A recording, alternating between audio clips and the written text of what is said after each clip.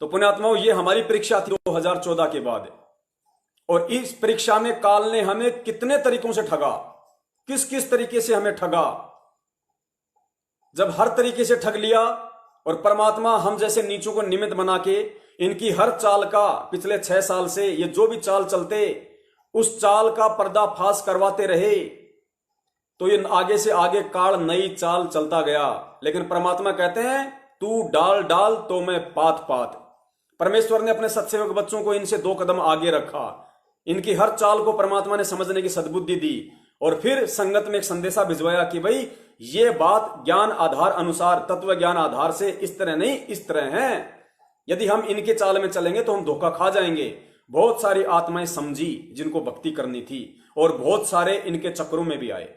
कितने लोग हरियाणा के जाट आंदोलन में उन मनवस लोगों के साथ बैठ के गपशप करने लग गए, गुरु का आदेश बता के हरियाणा के जाट आंदोलन की आग में झोंक दिया, जिसका भक्त और भक्ति मार्ग से कोई लेना देना नहीं। फिर आए कांग्रेस के चुनाव, हरियाणा में चुनाव, तो उसी भूपेंद्र सिंह हुड्डा को, कांग्रेसी को गुरुजी का आदेश बताकर पीला पर्चा निकालकर लाखों भक्तों की मर्यादाएं हरियाणा में खंडित करवा दी। उस भूपेंद्र सिंह हुड्डा को वोट डलवा दिए, जिस भूपेंद्र सिंह हुड्डा के कुकर्मों के चलते सन 2006 में करोथा कांड हुआ और गुरुजी को 21 महीने जेल में असहनीय यातनाएं सहन करनी पड़ी। साल भर पहले दिल्ली में केजरीवाल को हराने के लिए बीजेपी को वोट डलवा दिए। कभी राजस्थान के गैंगस्टर आनंदपाल सिंह जो एनकाउंटर में मारा जा चुका है, गैंगस्टर यानी गुंडा, उसकी सीबीआई जांच के समर्थन में एपी सिंह वकील का बीच में डाल के भक्तों के वहां कर्म फुड़वा दिए। अजमेर में राजस्थान में रैली हुई, हजारों भक्त इकट्ठा हो गए, स्टेज पे खड़े होके उन राजपूतों को संगत के दान का 5 लाख रुपए का चेक दिया जा रहा है। पुण्यात्माओं, यही काल की सूक्ष्म चाल होती हैं और यही सतगुरु की परीक्षा होती है, क्योंकि परमात्मा काल की चाल से ही अपना काम निकालता है।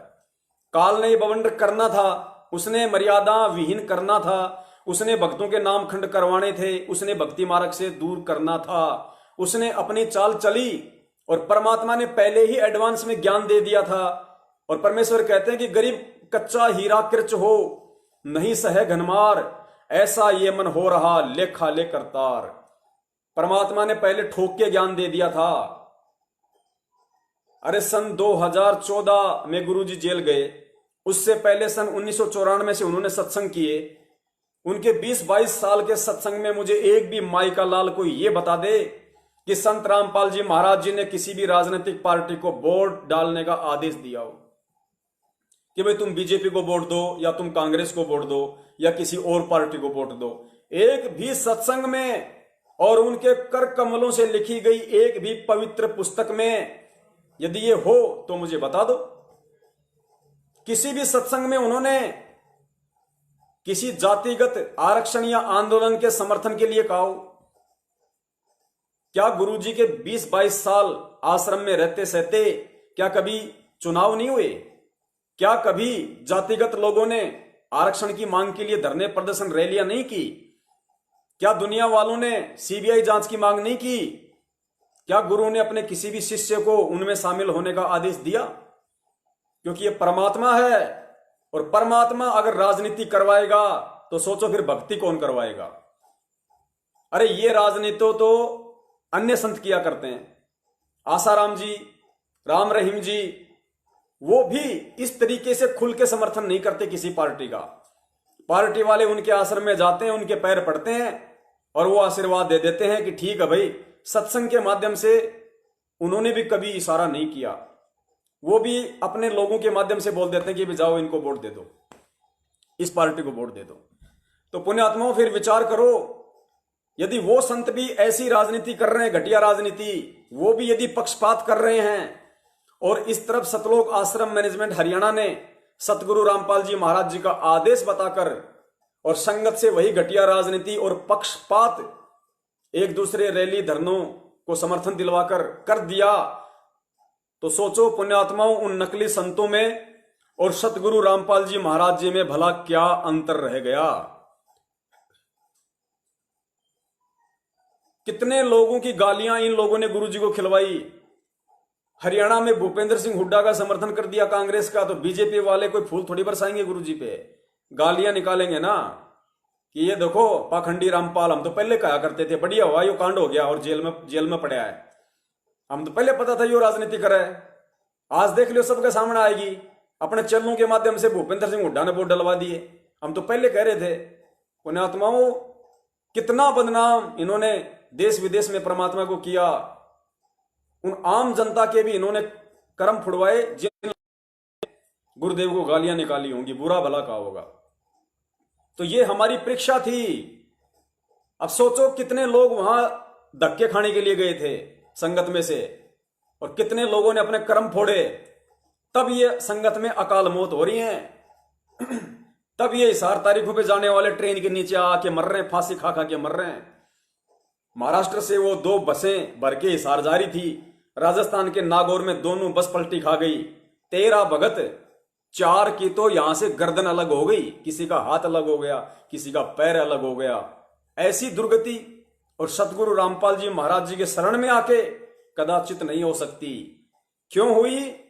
क्योंकि वो सभी के सभी लोग भले ही भक्ति कर रहे थे, मंत्र जाप कर रहे थे, तारीखों पे भी जा रहे थे, गुरु जी के प्रति उनके भाव भी थे, श्रद्धा भी थी, आरती भी कर रहे थे, लेकिन फिर भी वो अकाल दर्दनाक मृत्यु को प्राप्त हुए। क्यों? क्योंकि काल ने सूक्ष्म चाल खेलकर इन सतलोक आश्रम मैनेजमेंट हरियाणा वालों के माध्यम से उस जैसे लाखों भक्तों की मर्यादाएं खंडित करवा दी थी।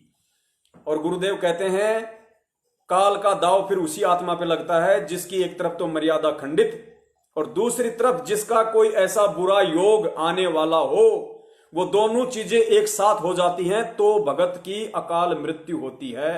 अन्यथा इस परमेश्वर की भक्ति जो कर रहा है उसकी अकाल मौत नहीं हो सकती।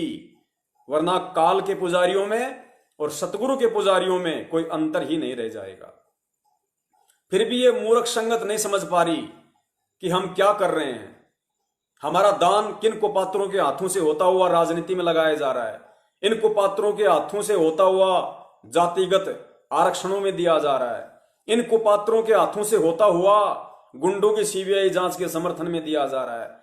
अरे तो फिर गुरु ने क्यों ज्ञान गंगा में नियम बताए, क्यों नाम देते समय नियम बताए कि गुरु बिन दान पुण्य जो करी मिथ्या होय कभू न फल ही। इस तरीके से काल ने हमें ठगा और गुरु शिष्य परंपरा के तहत सतगुरु ने हमारी परीक्षा लेनी थी कि देखता हूं मेरे कितने हीरे कच्चे हैं और कितने हीरे पक्के हैं। जो कच्चे हैं वो कृच हो जाएंगे और जो मेरे पक्के हीरे हैं वो बिल्कुल पत्थर की लकीर बनके इस भक्ति मार्ग पे खड़े रहेंगे, किसी के बाप के तोड़ने से नहीं टूटेंगे। वो ना विचलित हो सकते, वो ना डगमग हो सकते। उसके बाद जब इनकी सारी कोशिशें फेल होने लगी, फिर इन लोगों ने ये ऑडियो का सिलसिला शुरू किया कि गुरुजी की आवाज सुनकर तो संगत भ्रमित होगी ही होगी, क्योंकि भगत बेचारा भोला होता है, श्रद्धालु होता है। भगत जल्दी से डर जाता है गुरु के नाम से। तो उस चीज का काल ने फिर फायदा उठाया। अपने आत्माओं, आज आपको यह चीज समझने के लिए कि ऑडियो असली है या नकली है, यदि असली है तो कैसे है, नकली है तो कैसे है, और इस ऑडियो का हम जो भक्ति मार्ग पे चल रहे हैं उसमें क्या महत्व है, क्या महत्व नहीं है, इस बात को अब आगे समझाने के लिए अब तक तो परमात्मा ने केवल भूमिका बनवाई है ताकि हमारा फाउंडेशन मजबूत बन जाए, ताकि अब आगे सतगुरु रामपाल जी महाराज जी मुझ नीच को निमित्त बनाकर जो संदेशा भगत समाज को दिलवाने जा रहे हैं इस ऑडियो के ऊपर, आप लोग उस चीज को आसानी से समझ सको। समझने वाले समझ गए हैं, ना समझे वो अनाड़ी है।